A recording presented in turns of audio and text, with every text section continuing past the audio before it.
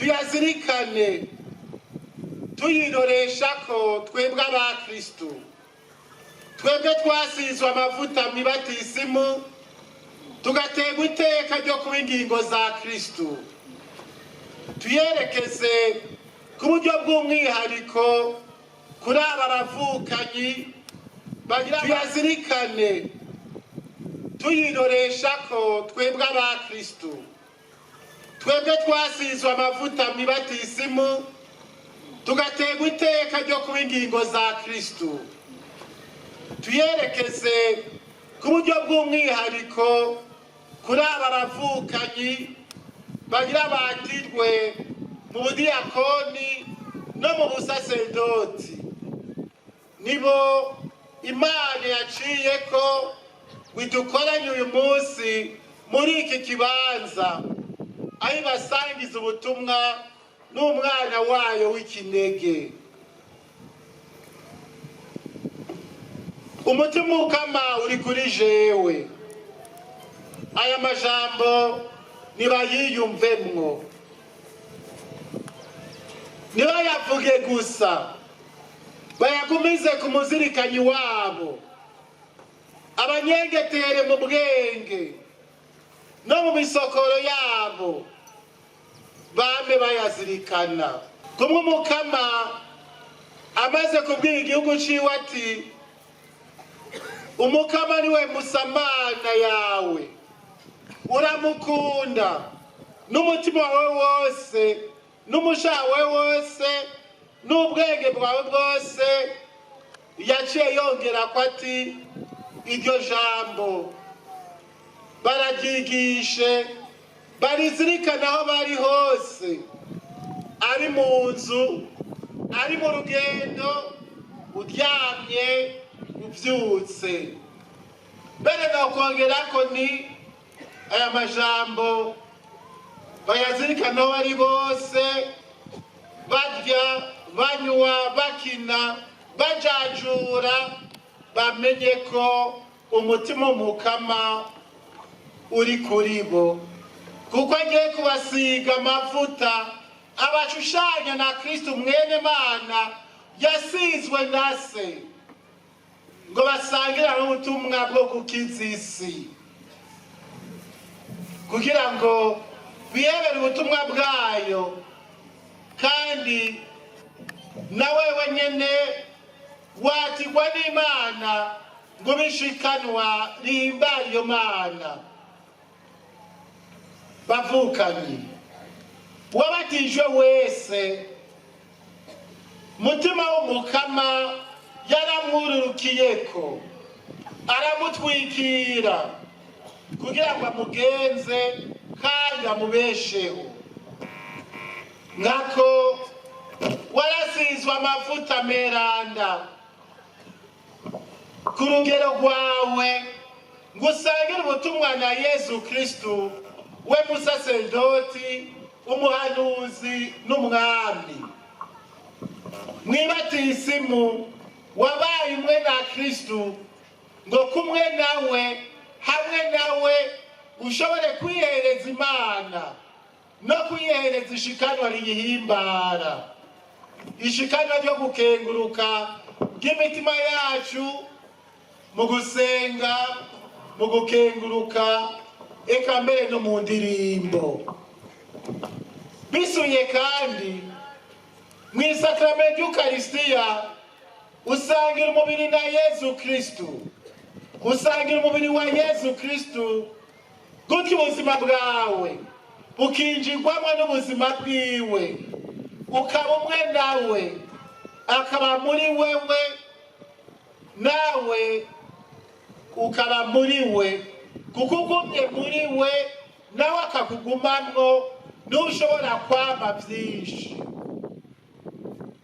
Aho mwibatisimu umukristu yishushanya na Kristu n'urugingo rw'umubiri wiwe, mu busaserdoti uwatirwa yishushanya na Kristu mutwe w'ekleziya, kugira ngo ashobore gusukurira igihugu c'Imana.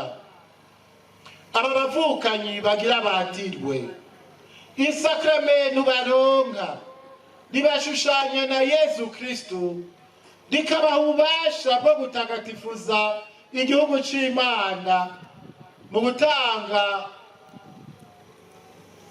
ayandi masakramentu nko kubatiza, kurekura ibicumuro ku izina rya Yezu Kristu hamwe no kwigisha. Bonyene bahejeje kurenguka bemeza ko bashaka kwatirwa muri iryo banga, kandi no mu mwanya imbere yuko batirwa bariyemerera ko iryo banga barizirikanye, bagategera neza ico ribasaba, gutyo bakemeza ko ubutumwa batorewe babwakiriye atagahato. N'ubutumwa buhambaye bubasaba kwivako no kwiheba ngo bakorere igihugu c'Imana, aho bayiserukira kandi bayivugira mu gihugu c'ababatijwe, eka mbere no mu bantu bose batowe muri mwebwe igihugu c'Imana, ngo bashishikare ubutumwa Yezu yahaye abigishwa biwe, aho yababwira ati genda mukwire isi yose mwigisha abantu, mubabatize ku izina rya Data n'irya Mwana n'irya Mutima Mweranda. Mu gusigwa amavuta meranda muraronka ububasha bwo kurangura igikorwa cazanye Yezu kuri iyi si, igikorwa kizanira abantu urukiza, igikorwa ceranda murangura ku izina rya Yezu Kristu nyene.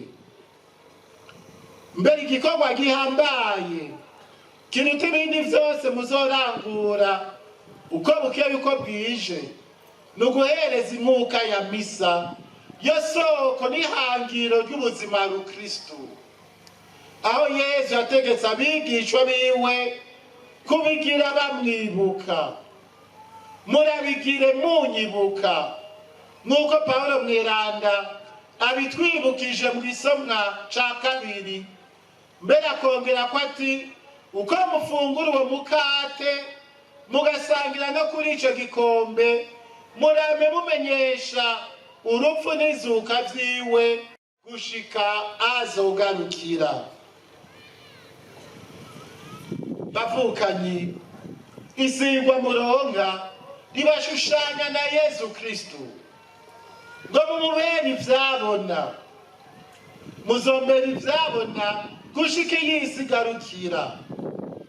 Mbere muba nk'uwundi Kristu ashishikara amenyesha inkuru nziza aboro, amenyesha ababoshwe ko abohowe, abantu b'iki gihe. Ivyo muzobirangura muremesha umutima watuntuye, muremesha kandi muhoza abagandaye, mubambika urugori ahari umunyota, mubasiga amavuta y'agahimbare, mukabambika n'umutamno w'ubuninahazwa aho bawutuntuye umutima. Iri sakramenti muronka rero ribagira ishusho nzima ya Yezu Kristu. Inema y'Imana irabanyengetera, ibahindure mu buryo bw'akayobera.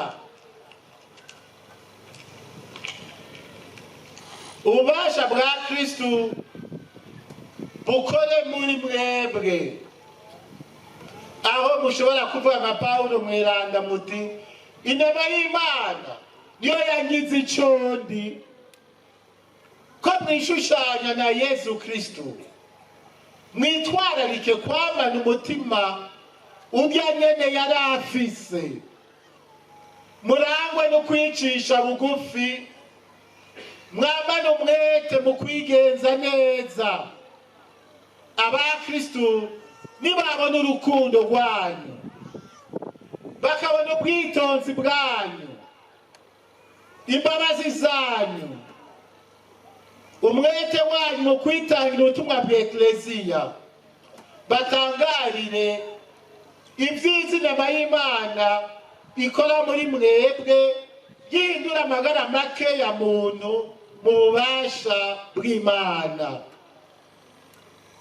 Ububasha bwa mutima mweranda burabuzura, bubatwikire, mbere bushire mu mitima yanyu ikimenyetso kitazimangana, ngo muze mwame murangura ubutumwa muri ekleziya, ubutumwa bw'ubusaserdoti busuku. Mwebwe mwatigwa mu budiyakoni, muriyemerera imbere y'iri shengero ko muzorangura neza igikorwa mugiye gushingwa, mukomejwe n'ingabirano za mutima mweranda, mukaba abakozi b'ekleziya. Muremera ko muzokwihatira kwigisha ijambo ry'Imana no kurangura ibikorwa by'urukundo. Namwe badiyakoni mwatigwa mu busaserdoti, muremera kurangura ibanga muronka, mukarirangurana iteka n'ubwitonzi, mu kumenyesha ijambo ry'Imana, mu gusigura ukwemera kwa ekleziya, no mu gukomeza ubumwe mufitaniye na Yezu Kristu we musaserdoti mukuru. Ubasha muronka nubwo gutagatifuza igihugu c'Imana, subwo gutegeka, subwo kuganza, nubwo gusukurira abandi. Na Yezu Kristu umwana w'Imana ataje gukorerwa, yaje gukora no kwitanga ku bwa benshi. Mwero mubasha bwo guhereza umukate n'umuvinyu bihinduka umubiri n'amaraso ya Yezu Kristu. Aho mu guhereza umukate n'uwo muvinyu, Yezu akoresha ijwi ryawe, iminwe yawe n'umutima wawe, ukagira uti iki ni umubiri wanje, iki ni amaraso yanje. Nuvuga ngo iki ni umubiri wa Kristu, ngo iki ni amaraso ya Kristu. Uramutangarira ico kinyegezi waca agatangaza kiranguka imbere yawe udasiba, kugira ngo ubu wa mbere afate umwanya wo gusenga no gushengerera Yesu muri Ukaristiya. Ayo majambo arangura ico avuga, waba uyavugana umutima uyazirikana, kuko uri mu kibanza ca Yezu Kristu. Ububasha burangura ico gitangaro c'Ukaristiya nibuva ku bweranda bwawe, bukomoka ku bubasha uronka muri iri sakramento mu kiringo watigwa. Gutyo ubutumwa uzorangura, ubatiza, uhereza umukate n'umuvinyu, wiregesha, ni Yesu wenyene yihereza, ni Yesu wenyene arekura ibicumuro aciye kuri wewe muntu w'intege nke. Bavukanye, kundira Yezu Kristu arangure muri mwebwe igikorwa ciwe, acishika arangura igikorwa cyo gukiza isi camuzanye kuri iyi si, ashishika arangura iciza yatanguye kurangura muri mwebwe, mbere agenda akirangura uko bukeye uko bwije. Ko mwemeye kwihebera ubutumwa bw'ekleziya, Imana ubwayo nibabera intoranwa, ibabera iragi, ibabera isoko ry'akanyamuneza n'amahoro. Mwirinde ibasamaza,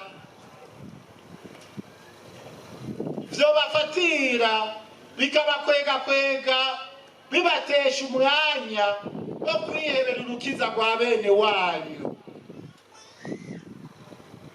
Ivyo nk'uko nari ndabivuze bizobasaba kwivako ubudasiba, kwimatura ku vy'isi kugira ngo mubangukire Imana n'umuryango wayo. Niyo siguro y'umugamburutsi mwemerera umwepiskopi n'abazogusubirira. Niyo siguro y'ubwerentegerwa mwemera kugira ngo mwihebere ubutumwa bwanyu aho hose umukama azobatuma, mubashe kuburangura mutabangikanije, mutiruka inyuma y'amaronko n'ivy'isi, mwohava muba ab'isi badatanga mu muryango w'abakristu akanovera ko kurondera ivyiza vy'Imana. Kandi nka Iburahimu mwemera guheba inzu ya so n'itongo ryiwe ngo mugende iyo umukama abatumye, mwitwararike kurondera ubwami bwiwe n'ubutungane bwabwo, ibindi umukama azobibaronsa nk'akarusho.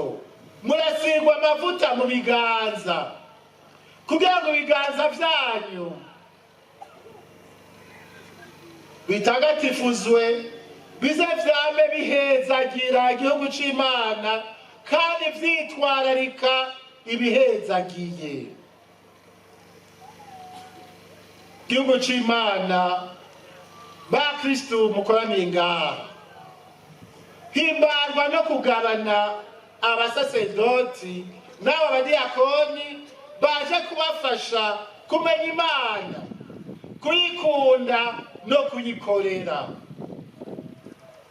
Mu kuyikengurukira rero kuri aba batumwa igira ibashikirize, nimuhegeshanye kubasabira kugira ngo bagume batera imbere muri kwa kwemera, rwa rukundo na kwa kwizigira, bagume batera imbere mu kubafasha kuba beranda,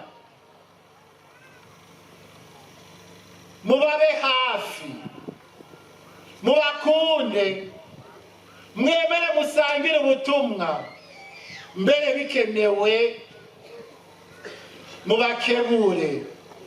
Niho namwebwe nyene muzoshobora gutera imbere mu bumenyi bw'Imana kandi mugakomeza urugendo rw'ukwemera muremeshejwe n'ubutumwa bwabo, muze mubone kurusozera neza mutorana bwa buhirwe bw'amaho. Umutumwa Yakobo duhimbaza uyu munsi,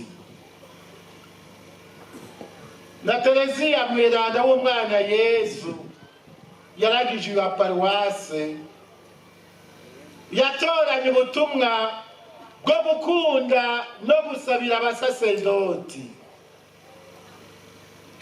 babasabire kandi babashigikire mu buzima bwanyu bw'abakristu. Amen.